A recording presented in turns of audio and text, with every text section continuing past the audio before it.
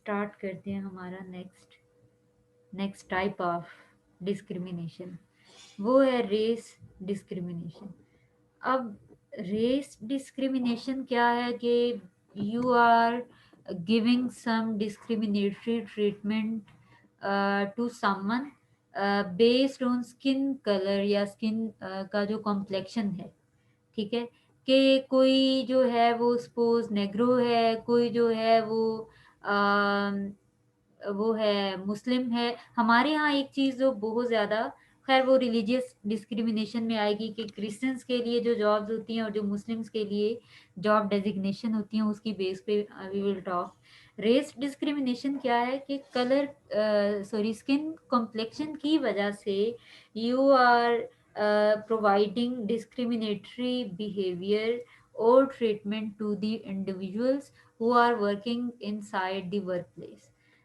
अब उसमें किसी का कलर अगर डिफरेंट है, जिस तरीके से हम बात करते हैं हबशी हैं अगर, तो उनको डिफरेंट तरीके से डिफरेंट तरीके का ट्रीटमेंट उनको दिया जाता है। और अगर कोई अंग्रेज़ है तो उनको डिफरेंट तरीके का जो ट्रीटमेंट है वो दिया जाता है, सिर्फ उनके कॉम्प्लेक्शन की बेस पे, उनका जो उनकी रेस है उसकी बेस पे। हमें पता है कि यहाँ पे आपके पास ये कुछ रेस की करेक्टरिस्टिक्स लिखी हुई हैं जिनमें हेयर टेक्सचर आ गया, स्किन कलर आ गया और सर्टेन फेशियल फीचर्स। अब इनके कॉम्बिनेशन में अगर हम बात करें कि कोई गोरा चिट्टा है, बाल उसके बारीक बाल हैं, गोल्डन बाल हैं, और उसके जो है ना फीचर्स भी वो अगर बारीक हैं, मतलब पतली सी नोज़ है, बारीक लिप्स हैं, आइज़ जो हैं ठीक है दरमियानी साइज़ की आइज़ होगी। ठीक है, तो ये क्या है अंग्रेज हैं तो उनको ट्रीटमेंट जो है वो थोड़ा ज़्यादा बेहतर मिलता है। लेकिन उसके अगेंस्ट अगर हम देखें कि एक जो है डार्क कम्प्लेक्शन वाले जो लोग हैं, जिनके बाल कर्ली हैं, कुछ ज़्यादा ही कर्ली हैं, प्लस उनकी चौड़ी और चिपटी नोज़ है, मोटे लिप्स हैं उनके, तो वो जो हैं उनके साथ ट्रीटमेंट थोड़ा डिफरेंट होता है। तो ऐसी या जिस तरीके से हमारे यहाँ कास्ट की बेस पे, खैर अभी तो जो मेजर सिटीज़ है वहाँ पे इस तरीके से नहीं होता, लेकिन छोटे सिटीज़ में अभी भी आप जाएं, बैंक्स में, किसी एजुकेशनल इंस्टीट्यूशन में जाएं, तो वहाँ पे जो जात पात है उसकी बेस पे भी ट्रीटमेंट डिफरेंट हो रहा होता है कि ये जो है जो है ये ज़मींदार हैं तो इनके साथ जो है ना उनके लिए इज्जत का या रिस्पेक्ट का जो एक क्राइटेरिया है वो डिफरेंट हो जाता है, और उनके साथ जैसा बिहेव करना है वो डिफरेंट हो जाता है। लेकिन उसी तरीके से कुछ जो उसी एरिया में नीच जाति समझी जाती हैं, अगर उनसे कोई पर्सन बिलोंग करता हो तो वो जितना भी कॉम्पिटेंट हो, जो भी हो, उल्टा उस पे उसकी कास्ट की बेस पे तंज किया जाता है कि हाँ अब ये लोग भी सोसाइटी में ऐसी जगहों पे आ गए हैं। या एक ऑर्गेनाइजेशन का सपोज मैनेजर जो है अगर वो इस नीच जात का होगा तो उसमें तो फिर क्या वो काम होगी, मतलब उसकी रेस को अटैच किया जाता है उसकी जो परफॉर्मेंस है उसके साथ, और उसी तरीके का ट्रीटमेंट उसको दिया जाता है। तो ये भी एक तरह की ये डाइवर्स फीचर है जो कि एक ऑर्गेनाइजेशन में रेस की वजह से एग्जिस्ट कर रहा होता है, और इसी की वजह से ऑर्गेनाइजेशंस अपने एम्प्लॉयज़ के साथ डिस्क्रिमिनेटरी बिहेवियर या ट्रीटमेंट जो हैं वो रख रही होती हैं। उसके बाद एक और टाइप है रिलीजन डिस्क्रिमिनेशन। ये यहाँ पे देखने में बहुत आती है आप लोगों ने ऑब्जर्व किया या नहीं। ये क्या होता है, ट्रीटिंग अ पर्सन और एन एप्लीकेंट और एम्प्लॉय, इसमें दोनों चीजें आ रही हैं। एक तो हायरिंग के वक्त देखा जा रहा है और एक after hiring, when the individual will be performing a task for the goal achievement of the organisation. ठीक है, तो वो क्या होगा, अनफेवरेबली बिकॉज ऑफ हिज और हर रिलीजियस बिलीव्स, कि वो मुस्लिम है, वो हिंदू है, वो क्रिश्चियन है। हम लोग किसी से अगर इंस्पायर भी होते हैं तो जब पता चलता है कि ये जो पर्सन है वो मुस्लिम नहीं है, तो वो किसी और उसका रिलीजन कुछ और है, तो कहीं ना कहीं हमारे अंदर एक उसके लिए साइकोलॉजिकली और emotionally we feel a kind of distance ऐसा नहीं होता। जैसे हमारे यहाँ अम अगर डोमेस्टिक लेवल पे बात की जाए, तो जो दूसरे रिलीजन के लोग होते हैं, जो नेबर्स में अगर ऐसे कोई लोग हों, तो वो अगर कोई चीज़ दे के जाते हैं, तो हमें लगता है कि नहीं, ये इसके ऊपर बिस्मिल्लाह नहीं पढ़ी गई है, या ये लोग बिस्मिल्लाह पढ़ के नहीं बनाते हैं खाना, तो उसको फिर अवॉइड करते हैं खाने से। तो इसी तरीके से, मतलब ये एक एग्जांपल मैंने समझाने के लिए बताया कि रिलीजन की बेस पे कैसे हम डिस्क्रिमिनेट करते हैं, या फिर ऐसे जो कि हमारे रिलीजन से के अलावा बाकी रिलीजन के लोग होते हैं, उनसे हम ज़्यादा फ्रैंक नहीं होते या फ्रेंडशिप्स नहीं रखते हैं। क्योंकि जब फ्रेंडशिप्स होती हैं, अगेन खाना पीना इकट्ठा होता है, चीज़ें इकट्ठी हो रही होती हैं, फिर हमें पता है कि कंपनी की वजह से, जो कि जब आप साथ बैठते हैं, गपशप होती है, तो वो ट्रांसफ़र ऑफ इंफॉर्मेशन या एक्सचेंज ऑफ इंफॉर्मेशन की वजह से बिलीव्स भी थोड़े चेंज होने लग जाते हैं। तो इस वजह से भी हमारे यहाँ ये चीज़ होती है कि पेरेंट्स और जो एल्डर्स होते हैं, वो हमें ऐसे नॉन मुस्लिम्स के साथ फ्रेंडशिप्स करने के लिए अलाउ नहीं करते हैं। ऑर्गेनाइजेशंस में भी कुछ ऐसा ही ट्रीटमेंट हो रहा होता है। हमारे कंट्री में अगर हम देखें, एम्प्लॉयमेंट अपॉर्चुनिटी, जो कि हम मुस्लिम कम्युनिटी हम शो करते हैं कि हमारा जो रिलीजन है वो इक्वालिटी का दर्स देता है, वो ये कहता है कि सारों के साथ इक्वल ट्रीटमेंट होना चाहिए, विदाउट कंसिडरिंग के कि कोई किस कौन से मज़हब से बिलोंग करता है, कोई कौन सी ज़ात पात से बिलोंग करता है। हमें सारों के साथ इस तरीके से ट्रीट करना चाहिए कि सारे अल्लाह के बंदे हैं। लेकिन ये सिर्फ बुकिश बातें होती हैं। हमारे यहाँ जितनी भी मैनेजेरियल लेवल की जॉब्स होती हैं, जितनी भी हमारे यहाँ डिसेंट जॉब्स होती हैं, उन सारों के लिए लिखा हुआ होता है कि आपका जो रिलीजन है वो मुस्लिम होना चाहिए। लेकिन हमारे यहाँ क्रिश्चियनिटी को अगर देखें, तो बिलीव मी, जितना डिस्क्रिमिनेशन वो फेस कर रहे हैं, इतना शायद ही कोई कर रहा हो। कि उनको जिस लेवल की जॉब्स दी जाती हैं, जो काम जो हम मुस्लिम्स करना पसंद नहीं करते हैं, ऐसी जॉब्स उनसे परफॉर्म करवाई जा रही होती हैं। तो उनको क्योंकि अर्निंग के लिए कुछ ना कुछ चाहिए होता है, सो दे आर परफॉर्मिंग जॉब्स। तो यहाँ पे हमारे यहाँ भी रिलीजन की बेस पे डिस्क्रिमिनेशन है, और इक्वल एम्प्लॉयमेंट की जो अपॉर्चुनिटी है, जो हायरिंग के लिए चांसेस है, इवन वो भी इक्वल नहीं है। अब कुछ रूल्स ऐसे बने हैं, कुछ ऐसी पॉलिसीज़ बनी हैं कि, या लॉ ऐसा बना है कि उसमें माइनॉरिटीज़ को भी उनके लिए भी एक कोटा रखा जाता है कि सपोज़ 270 अगर मुस्लिम सीट्स हैं, तो उसमें से 2 या 3 जो हैं वो माइनॉरिटीज़ के लिए रखी जाती हैं। तो रिलीजन की बेस पे भी डिस्क्रिमिनेशन की जा रही होती है। इसी तरीके से अगर एक मल्टीनेशनल ऑर्गेनाइजेशन आउटसाइड पाकिस्तान किसी और कंट्री में करते हैं जो कि नॉन मुस्लिम है, तो वहाँ पे मुस्लिम्स के लिए फिर मसला होता है।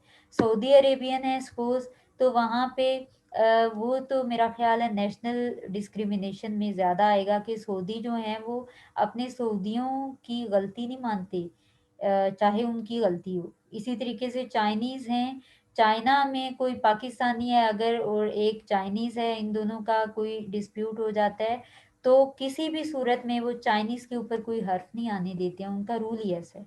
वो अपने जो उनके रेज़िडेंट्स हैं उनको वो प्रोटेक्ट करते हैं, चाहे वो गलती पे भी हों तो उनके लिए लीनिएंट होते हैं। लेकिन पाकिस्तानियों के लिए बिल्कुल बहुत ज़्यादा उनकी रिजिड पॉलिसीज़ हैं।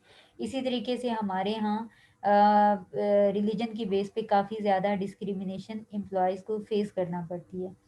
फिर जेंडर डिस्क्रिमिनेशन, जो कि बहुत आम है हमारे यहाँ, के फीमेल्स हैं और मेल्स हैं, उनके मेल और फीमेल होने की वजह से एज एन एप्लीकेंट और एज एन एम्प्लॉय उनको डिफरेंट तरीके का ट्रीटमेंट मिलता है।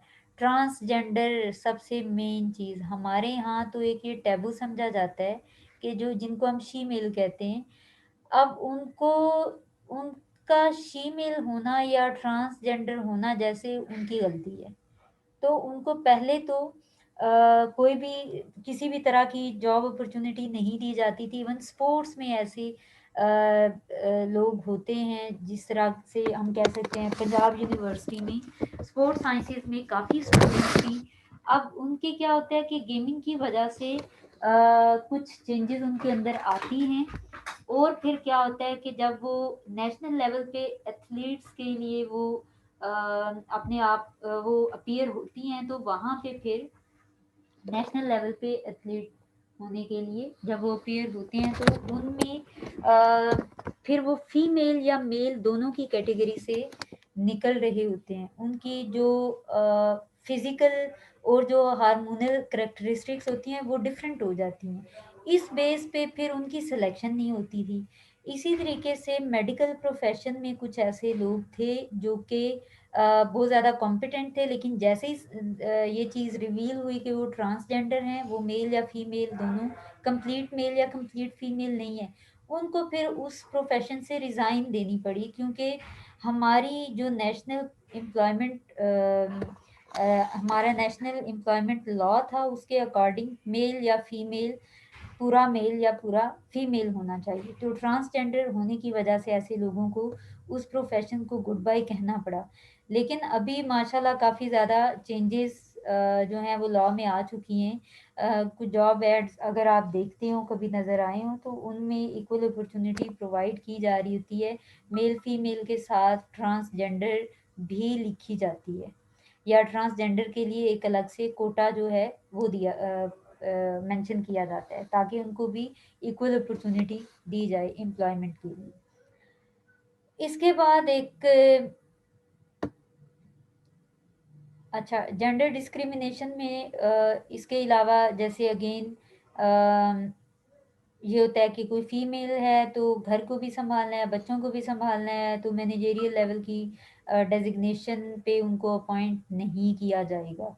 तो मेल डोमिनेंट कल्चर है हमारा, तो ऑर्गेनाइजेशंस में भी फिर यही कोशिश की जाती है कि मेल्स को ही हायर लेवल की डेजिग्नेशन पे अपॉइंट किया जाए। फिर एक और जो बहुत बड़ा डिस्क्रिमिनेटरी बिहेवियर या इसको हम इशू कह सकते हैं इक्वल एम्प्लॉयमेंट अपॉर्चुनिटी में, वो है सेक्सुअल हरेसमेंट। सेक्सुअल हरेसमेंट क्या होती है? इन शॉर्ट हम कह सकते हैं कि ये किसी के भी कंफर्ट जोन में को डिस्टर्ब करना जो है सेक्सुअल हरेसमेंट कहलाता है।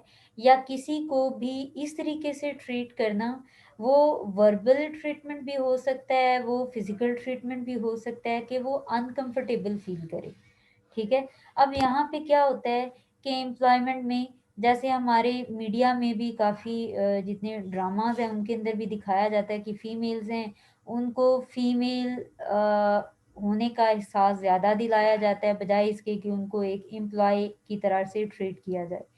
तो उसकी वजह से क्या होता है कि उन फीमेल्स के लिए अपने वर्क एनवायरनमेंट में फोकस हो के जो है अपने काम के ऊपर तवज्जो देने के लिए आप कह सकते हैं कि हर्डल क्रिएट की जा सकती है सेक्सुअल हरेसमेंट की वजह से। जब वो उस एनवायरनमेंट पे खुद को सेफ नहीं फील करेंगी, या वो उनके साथ हरेसमेंट की जा रही होगी, तो फिर वो कंफर्टेबल फील ना करने की वजह से अपना मैक्सिमम आउटपुट नहीं दे पाएंगी, और वो खुद को वहाँ पे सेफ नहीं महसूस करती हैं। अब ये सिर्फ फीमेल्स के साथ नहीं होता, मेल्स को भी हरास किया जा रहा होता है। अगर फीमेल बॉस हो उनकी स्पोज, या फिर कुछ भी हो सकता है कि सेम जेंडर को भी आप हरास कर सकते हैं, या फिर अपोजिट जेंडर को भी हरास किया जा रहा हो अगर वर्क प्लेस के ऊपर, तो फिर इस तरीके से कि वो अनईजी फील करे या अनकंफर्टेबल फील करे, तो उसको सेक्सुअल हरेसमेंट कहते हैं। अब उसमें एक्सप्लिसिटली लैंग्वेज ऐसी यूज़ की जा सकती है, जैसे उनके फिजिक के ऊपर अगर कोई कमेंट किया जा रहा हो, या फिर उनको किसी भी तरीके के कोई ऐसे सजेस्टिव रिमार्क्स दिए जा रहे हों कि वो उनको अच्छा ना लग रहा हो, जिस तरह से sometimes what male colleagues do is के वो कह देते हैं कि मैडम आप इस ड्रेस में बड़ी खिली खिली लग रही हैं, या बड़ी अच्छी लग रही हैं, ठीक है, या आप निखरती जा रही हैं। तो मुझे आज तक नहीं समझ आती है कि ये कौन सा तरीका होता है, और उनको ये कहने की नौबत क्यों पेश आती है। इट डजेंट मीन कि फीमेल अगर तैयार होके जा रही है, अगर उसको लगता है कि I must be in a representable manner when I will be working in my organisation, तो I must have my identity. उसके लिए मुझे जो है एक, ठीक है, वो इस तरीके की अगर तो वो ड्रेसिंग ना करती जो कि उस सोसाइटी में ऑब्जेक्शनेबल हो, तो फिर उस पे ये रिमार्क्स देने की कोई तुक समझ नहीं आती है। इट इज़ सो हम कह सकते हैं कि इतना डिस्कम्फर्ट सा फ़ील होता है कि सिर्फ़ अगर यही कहा जाए, कोई मेल अगर फीमेल को कह रहा हो कि मैडम आप निखरती जा रही हैं, बड़ी अच्छी लग रही हैं। या फिर इनअप्रोप्रिएट वे में आप टच करें, बात करते-करते शोल्डर को टच कर देते हैं, या मतलब उसकी ज़रूरत नहीं होनी नहीं चाहिए कोई ज़रूरत। आप बात कर रहे हैं, ज़बान है बात करने के लिए, तो उसी से आपको इसी तरह से बात करना आनी चाहिए। या फिर कुछ ऐसी ईमेल्स या फ़ोटोज़ शेयर कर दो, या मैसेजेज़ ऐसे कर दो, या कॉल्स ऐसी कर दो जिससे कि वो हरासा हो जाए, या उसके लिए कंफर्टेबल ना रहे वहाँ पे जॉब करना, या फिर उन्हीं लोगों के साथ फिर फ्रीक्वेंटली उसने इंटरेक्ट करना होता है, तो ये जो हरेसमेंट होती है वो उसकी जो परफॉर्मेंस है उसको कहीं न कहीं रिड्यूस कर देती है, क्योंकि उसको बैरियर्स फ़ील होते हैं वहाँ पे। अच्छा, फिर एक और इश्यू जो है वो है जेंडर रोल स्टीरियोटाइप्स। स्टीरियोटाइप्स क्या होते हैं, आप में से कोई मुझे बताएँगे? टाइप कहते हैं generalisation of characteristics and differences या एट्रीब्यूट्स। जैसे अम, आपने बात की कि इसमें कि अगर एक इंडिविजुअल एक ग्रुप से बिलोंग करता है, तो उस ग्रुप की सारी कैरेक्टरिस्टिक्स, उस ग्रुप के सारे जो एट्रीब्यूट्स हैं, ये समझा जाता है कि ग्रुप की कैरेक्टरिस्टिक्स और एट्रीब्यूट्स उस इंडिविजुअल के अंदर भी हैं। जैसे फीमेल्स को इमोशनली अनस्टेबल समझा जाता है ओवरऑल, तो कोई भी फीमेल होगी तो ये कंसिडर किया जाता है कि ये भी इमोशनली अनस्टेबल होगी। प्लस ये कि फीमेल्स जो हैं दे आर ब्यूटी कॉन्शियस, तो फलां इज़ अ फीमेल, तो वो भी ब्यूटी कॉन्शियस है, ठीक है? या एक बहुत फेमस हमारे यहाँ जो चीज़ ऑब्ज़र्व की है मैंने, वो ये कि सबको लगता है कि फीमेल्स को अगर प्रेज़ किया जाए स्पेशली उसकी ब्यूटी के मामले में, तो शी विल फील बेटर, और वो अपने आप को थोड़ा फ्लेक्सिबल कर लेती है। तो फीमेल होने की वजह से किसी भी फीमेल को फिर उसी तरीके से ट्रैप करने की कोशिश की जाती है, ठीक है? जो कि ज़रूरी नहीं होता कि कोई फीमेल है तो हर फीमेल को तारीफ़ अच्छी लगेगी, ठीक है? तो इसी तरीके से अम ये एक स्टीरियोटाइप क्या होते हैं, मैंने वो समझाने की कोशिश की। मेल्स जैसे हम कहते हैं कि मेल्स रोते नहीं हैं, तो कोई मेल अगर रोता है तो हमें हैरानी होती है कि भई ये मतलब लड़के रोते नहीं हैं, तो ये क्यों रो रहा है भई? फिर उसके लड़का होने पे शक होने लग जाता है। मतलब ये कि वो स्ट्रॉन्ग नहीं समझा जाता। क्योंकि हमारे यहाँ हमारी सोसाइटी में स्टीरियोटाइप ये है कि लड़के are emotionally stable, they can't weak, they can never be weak in any situation. Females जो हैं इसके टोटली अपोजिट हैं। So every male and every female will have the same characteristics and same attributes जो कि हम उस particular gender group के साथ एसोसिएट कर रहे होते हैं। इसी तरीके से जेंडर रोल स्टीरियोटाइप्स हैं हमारी सोसाइटी में। जेंडर रोल स्टीरियोटाइप क्या कि मेल के क्या रोल्स हैं और फीमेल्स के क्या रोल्स हैं। Females are for made for घरदारी, ठीक है? घर के काम काज, बर्तन धोना, गोल रोटी नहीं बनानी आती है तो फीमेल्स जो हैं वो फिर फीमेल नहीं है शायद, ठीक है? उनको हैरानी से देखा जाता है। और अगर उनको सफाई नहीं करना आती या खाना नहीं बनाना आता तो there is a big question mark के कैसे? फीमेल है तो female must know cooking, cleaning, बच्चों की परवरिश, घर को सँभालना, शोर की ड्यूटीज़ को देखना-भालना, सारा कुछ, ठीक है? तो उसके रोल्स आर डिफरेंट। इसी तरीके से मेल हैं तो मेल डोमिनेंट सोसाइटी है हमारी। मेल जो हैं they are responsible for taking any decision at domestic level, at social level. Decision कोई भी हो, females are not allowed to take any decision. अगर कोई लेती है, फीमेल कोई डिसीजन लेती है तो मेल जो है वो उसको माइंड कर जाते हैं, क्योंकि समझा जाता है कि मेल के होते हुए हाउ इज इट पॉसिबल कि फीमेल करे। एक और कि जो भी अर्निंग पॉइंट ऑफ व्यू से मेल्स आर रिस्पॉन्सिबल और फीमेल्स जो हैं वो घरदारी के लिए रिस्पॉन्सिबल है। ये हमारे यहाँ जेंडर रोल स्टीरियोटाइप्स हैं। अब इसमें क्या होता है कि फीमेल चूंकि शादी होगी, उसकी शादी होके वो दूसरे घर चली जाएगी, ठीक है।